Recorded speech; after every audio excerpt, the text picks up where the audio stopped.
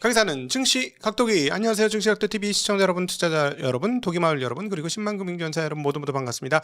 하반기의 첫날 7월 1일 한국마을을 찾아뵙게 된 각도기 곽상진입니다. 네, 한국 시장의 흐름이 상당히 중요한 것이 최근에 전세계 반도체 지수의 흐름이 한국이 어떻게 하느냐에 따라서 보고 움직이는 경향성이 있습니다. 그래서 한국의 흐름이 곧 이후에 미국의 흐름이 될 수도 있다는 점은 하반기 초반에 기억해야 될 대목이 아닌가 싶습니다. 오늘 하반기 들어서 한국 시장은 분위기가 좀 바뀌는 양상을 나타내었고요.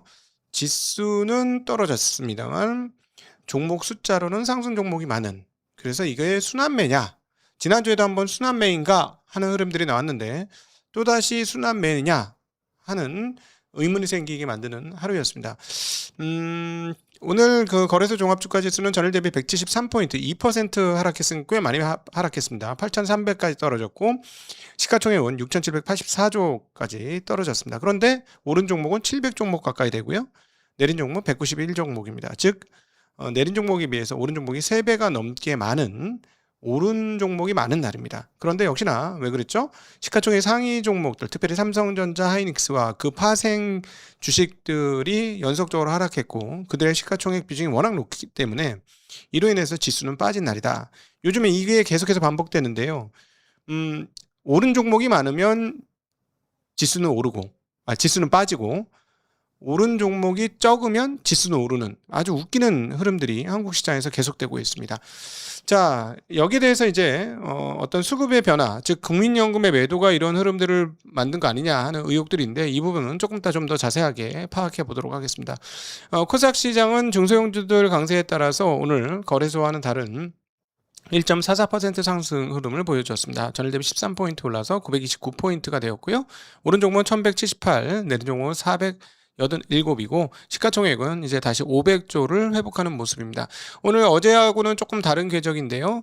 오늘은 이제 어제는 명확하게 반도체 주식 오르고 나머지 떨어지는 흐름이었는데 오늘은 좀 섞였습니다. 반도체 주식 중에서도 오른 종목이 있고 떨어진 종목이 있고요. 그러나 에코프로비엠이 유상증자 발표를 해서 역시나 아침부터 2차 전지는 전반적으로 좋지 않은 모습을 보여주었습니다. 그러나 시초가 때보다는 뭐 조금 그렇지만 어쨌든 2차 전지는 현재 상황들이 좋지 못하다라고 볼 수 있겠고, 그동안에 조금 분위기가 전체적으로 좋지 못했던 다른 여타 이제 특별히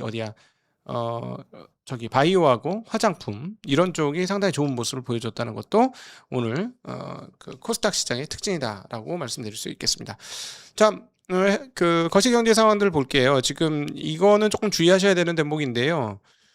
전 세계적으로 선진국 시장에서 채권 금리가 너무 많이 올라가고 있습니다. 조금 끔찍할 정도로 금리가 올라가고 있는데 일본이 촉발을 시켰고요.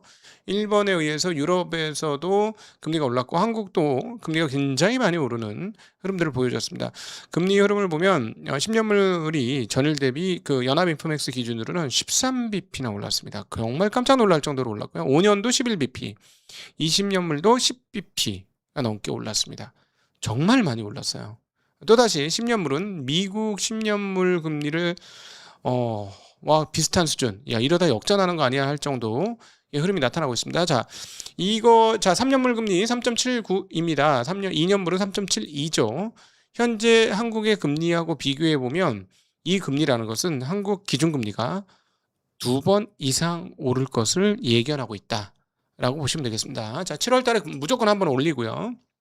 하반기에 더 오릅니다. 자, 그래서 한 10번은 말씀드린 것 같은데 레버리지 쪽은 조금 조심하셔야 되는 상황들이 옵니다. 금리 상황 때문에 그 말씀 드리고 싶고요.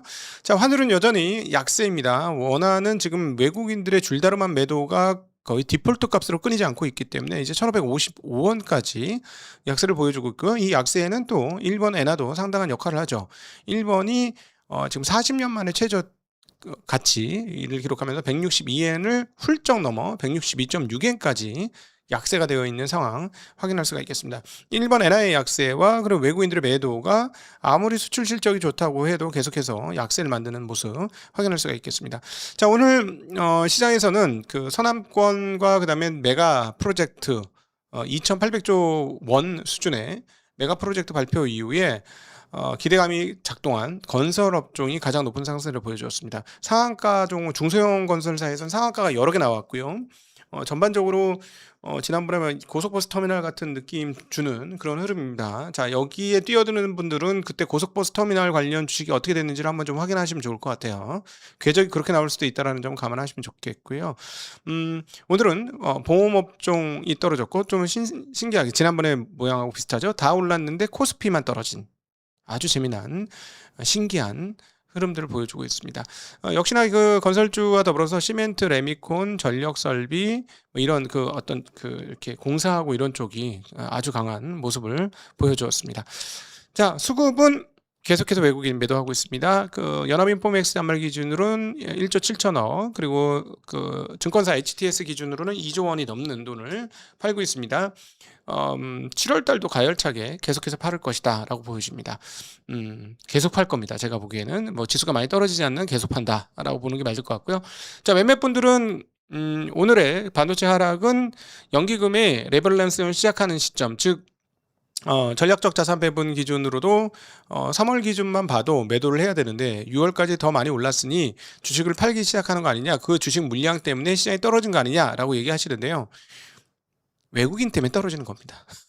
그렇게 수급을 따진다면 외국인들 매도가 너무 많기 때문에 그렇지 않다는 거죠. 제가 말씀드리기로 했었습니다만 그래도 팔긴 팔아야 됩니다. 뭐 레밸런싱을 하려면 그래도 한 3, 40조는 팔아야 되지 않겠어? 아니면 50조 가까이 팔아야 되지 않겠어? 라고 보여지는데 일단 8,500 수준에서 전략적 자산 배분 허용 범위를 대충 계산해 보면 한 50조쯤 리밸런싱 매도 물량이 나와야 된다라는 계산 나옵니다. 그런데 정말로 많이 나올 거냐? 라는 부분인데요. 자, 이 부분에 대해서 국민연금이 직접 이야기했습니다. 국민연금의 김성주 이사장께서 직접 등판해서 SNS에 자기의 이야기를 그 국민연금에 대한 이야기를 했습니다. 근데 몇몇 그 유튜버하고 애널리스트가 좀 세게 얘기한 것 같아요. 이제 국민연금이 팔면 한국 시장 작살난다 뭐 이렇게 뭐 타이틀 달고 하는 것 같아요. 저도 한번 슬쩍 본 것 같은데 좀 그 유튜브 잘하려고 좀 과하게 얘기하는 거는 좀 아니지 않아요? 네. 물론 뭐 자꾸 제목을 좀 세게 쓰려고 사람 좀 끌어모으고 싶어가지고 타이틀 장사하는 거는 이해는 되는데요. 그럼에도 불구하고 마치 나라 망할 것처럼 얘기하는 거는 조금 문제가 있는 것 같습니다. 자, 여기에 이제 김성주 이사장이 조금 답답한 모양이에요. 직접 등판했는데 뭐라고 얘기했냐? 74조 매도 폭탄설을 진짜 말도 안 된다. 이건 수치가 틀렸다라고 얘기하면서 어떻게 계산했는지 모르지만 터무니없는 숫자다. 언제부터 애널리스트가 점쟁이 노릇을 하게 되었는지 의아하다라고 아주 직격탄을 날렸고요. 또 이렇게 얘기했습니다. 만약 국민연금이 리밸런싱에 들어가더라도 폭탄이 될 가능성은 제로다라고 얘기하면서 5월 기금위에서 리밸런싱 규칙을 바꾸면서 점진적으로 오랜 기간에 걸쳐 시행하도록 만들었다라고 얘기했습니다. 즉 천천히 팔 거란 얘기예요. 천천히 느리게 팔 거다. 하루에 5천억 팔았다 하면은 어떻게 생각해요? 많이 판 건가? 매도 폭탄인가? 제가 보기에는 5천억 판다고 매도 폭탄이라고 얘기하면 조금 애매하긴 한데 옛날 2,000포인트 때는 매도 폭탄이에요. 2,300포인트 때는 그 정도면. 근데 그런 것 같지는 않고 외국인들 지금 2, 3조 많게는 6, 8조 이렇게 팔잖아요. 그러니까 그 정도는 아닌데 하여튼 지수가 떨어지면 누군가 범인을 찾아야 되기 때문에 그래야 내 마음이 좀 풀리기 때문에 그런 경향도 좀 있는 것 같고요. 근데 아마 그 하루에 5천억도 못 팔 것 같습니다. 이 얘기를 보니까 점진적으로 팔겠다 얘기했고요. 자, 그런데 진짜 중요한 얘기가 하나 나왔어요. 아까 그 SNS에서. 자, 뭐라고 얘기했냐면 말 그대로 리밸런싱은 재조정이고 저울이나 시소를 떠올리면 한쪽이 너무 무겁거나 가벼워 기울어지면 무거운 쪽을 조금 덜어내어서 가벼운 쪽에 조금 더 얹어서 균형을 맞춰가야 한다라고 얘기했습니다. 너무 무겁다고 크게 덜어내면 또 어긋나기 때문에 조금씩 정교하게 해야 된다. 그래서 리밸런싱은 단기간 대규모 매도가 될 수 없는 것이다 라고 얘기하면서 단순히 코스피 지수가 올랐다고 리밸런싱에 들어가는 것은 아니다. 주가 수준뿐 아니라 채권, 대체 등 다른 자산의 수익률, 주가 변동성, 금리, 환율 등 여러 가지를 고려해서 판단한다. 자세한 것은 국민연금의 전략을 역영하는 세력이 이익을 취하는 상황을 피하기 위해 공개할 수 없다라고 얘기했습니다. 당연히 공개하면 안 되죠. 패를 까면 안 됩니다. 패를 까면 안 되는데 여러분 여기서 진짜 중요한 얘기가 뭔지 아세요? 패를 읽어야지. 패를 까지 않지만. 자, 시소나 양팔 저울이라고 생각하면 된다라고 하면서 한쪽이 무거워지면 덜어서 가벼운 쪽으로 옮겨줘서 밸런스를 맞추겠다는 얘기잖아요. 근데 갑자기 하면 휙 이렇게 되니까 여기 이렇게 돼 있으면 이렇게 하고 조금 더 해보고 조금 더 해보고 조금 더 해보고 조금 더 해서 이렇게 맞추겠다는 얘기잖아요. 패를 읽어야지. 여기서 무슨 얘기야? 많이 떨어진 놈 사겠네. 밸류에이션 가치 있는 거 사겠네. 이 얘기잖아. 오늘 증시 그거 나왔잖아. 물론 제가 보기엔 외국인이 팔아서 떨어진 겁니다. 외국인이 팔아서 떨어졌고 국내 수급이 얇아졌다는 얘기 제가 6월 중순부터 계속했어요. 그쵸? 왜냐? 옛날에는 예금 털어서 주식 사고 보험 털어서 주식 사고 부동산 대기자금 털어서 주식 샀는데 주식 털어서 주식 샀잖아. 그러니까 매매 수급이 얇아지니 더 이상 살 돈이 없어진 거야. 그러면 떨어진다니까요. 계속 얘기 드렸지만 수급이 줄어들었어요. 예전보다. 그걸 말씀드렸는데 외국인 매도는요. 똑같잖아. 그러니까 수급은 얇아졌는데 외국인 매도 수급 양은 똑같아. 그러니까 이게 밸런스가 안 맞기 시작하는 거죠. 자, 근데 국민연금 뭐라고 했냐면 양팔조를 맞히듯이 이게 너무 무거우면 살짝 하겠다는 거죠. 그럼 요쪽에 물량이 들어간다는 거잖아요. 요 펜은 읽어야죠, 빨리. 예. 그거를 기억하는 게 좋습니다. 프랭클린 템플런도 한국에 대해서 이런 얘기를 했어요. 잠자는 호랑이를 찾아야 된다라고 얘기했습니다. 한국 시장은 아시아에서 가장 매력적인 시장 가운데 하나인데 반도체 대형주의 쏠림이 심화했기 때문에 지금부터는 저평가 우량 기업을 발굴하는 종목 선별 전략이 중요해졌다라는 이야기를 했습니다. 두 개 종목에 집중되어서 상승했기 때문에 이거는 시장의 전반적 강세라기보다도 반도체 업종에 집중된 상승세다라고 얘기하면서 이 두 기업을 제외한 상당수의 상장 기업이 여전히 저평가 상태다라는 전략가의 이야기를 전했습니다. 3분의 2가 주가 자산 비율 PBR 1배 미만이고 약 41%는 PBR 0.5배에도 미치지 못한다. 그래서 중장기적으로는 대형 반도체를 추격하기보다는 재무구조가 건전하고 경쟁력을 갖췄지만 아직 재평가되지 않은 기업에 더 큰 투자 기회를 찾을 수 있다라고 얘기하면서 여기 뭐 조선 원전 로보틱스 전력기기 등에 대한 얘기를 했고, 그 다음에 미국의 리쇼링과 글로벌 공급망 재편의 수혜가 예상되는 분야로 한국의 전략적 산업 경쟁력을 반영하는 대표 업종을 보자라고 이야기했고, 앞서 언급드렸던 조선원전 로보틱스 전력기가 그런 회사다라는 이야기를 했습니다. 들을 만한 가치가 있는 이야기가 아닌가 싶습니다. 자, 그런데 국내 수급은 어떠느냐? 국내 수급이 모두 개별 레버리지 쪽으로 많이 너무 쏠렸어요. 근데 이 쏠리는 게 현금 가지고 쏠린 게 아니고 주식 팔아서 쏠린 거를 제가 계속해서 지적하는 거잖아요. 지금 최근의 흐름이 삼성전자 하이닉스의 단일 종목 레버리지 ETF로 규모가 어떻게 늘어났는지를 보여주는 대목인데요. 이거는 제가 계속 말하지만 떨어질 때는 충격을 더 크게 만들 것이다. 왜냐하면 이게 파산까지도 많이 들어갔기 때문에 각오해야 된답니다. 각오해야 된다. 대신에 뒤집어보면 이렇게 얘기할 수 있어요. 얘네들 때문에 하락할 때 더 심하게 하락해서 그 정도로 하락하면 안 되는데 더 하락할 수 있어요. 네. 그러면 그때는 오히려 단기적인 매수 찬스가 올 수 있습니다. 예. 심지어는 하이닉스를 팔아 하이닉스 레버리지 하고 삼성전자 팔아서 삼성전자 레버리지 산 뭐 이런 정도 상황이기 때문에 빠질 때 상당히 다른 흐름들을 보여줄 수 있고요. 근데 지금 레버리지가 좀 재미가 없다는 게 이게 들쭉날쭉 하니까 본주하고 레버리지 수익률 차이도 별로 없어요. 예. 그러니까 저는 개인적으로 레버리지 하면 안 된다는 입장은 똑같습니다. 지금이라도 레버리지는 처리해야 된다라는 입장이고요. 만약에 요 놈 때문에 크게 빠지면 단기적으로 반도체 매수 기회가 단타 치시는 분들한테는 기회가 올 수도 있겠다라는 개인적인 생각을 하고 있습니다. 자, 그런데 이게 한국만의 문제냐? 아니라는 거죠. 이게 전 세계적으로 이게 좀 심각해요. 그래서 전 세계적으로 제가 보기에는 이게 체력이 좀 얇아졌다라고 표현하는 게 맞을 것 같은데, 전 세계 레버리지가 너무 많이 늘어났다는 거예요. 개인 투자자들의 레버리지 규모가 레버리지 ETF 규모가 2천억 달러. 너무 큽니다. 기관 투자자들은 여기에 대해서 토탈 리턴 수합으로 포지션을 쌓고 있는 상황이고요. 레버리지 규모는 역대 사상 최대 수준이에요. 한국도 그중에 대표적인 시장이다라는 얘기를 하고 있고, 이게 그러니까 약간 무슨 어떤 일이 벌어져가지고 약간 크래시가 날 경우에는 좀 문제가 심각해진다라는 거. 왜냐하면 지난번 3월 달에 전쟁 터졌을 때도 갑자기 많이 빠졌잖아요. 그때도 그 시장에 레버리지가 꽤 있었거든요. 근데 이제 이게 회복하고 나니까 더 담대해져서 레버리지를 더 많이 쓴 거예요.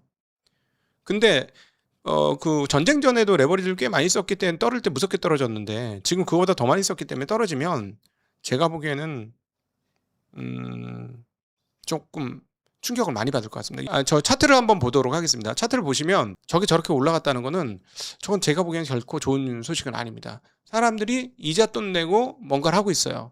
이거는 좋지 않아요. 레버리지 많이 쓰는 것은 나중에 후폭풍이 있다라는 점 좀 기억하셔야 되지 않을까 싶고, 지금 기간별로 ETF 포지션 규모가 26년 와서 너무 가파르게 올라가고 있습니다. 그래서 이것도 별로 좋지 못하다. 그 중에서도 한국은 장난 아니다. 이게 그 턴오버가 너무너무 자주 일어나고 있습니다. 이거 턴오버가 너무너무 자주 일어나서 제가 보기엔 수급 체력이 매우 약해진 상황이다라고 개인적으로는 이걸 판단하고 있어요. 이러다가 뭔가 하나 의외의 일이 터지면 한꺼번에 당한다라는 점. 그래서 저는 계속해서 레버리지는 좀 조심하라는 말씀을 계속 드리고 싶습니다.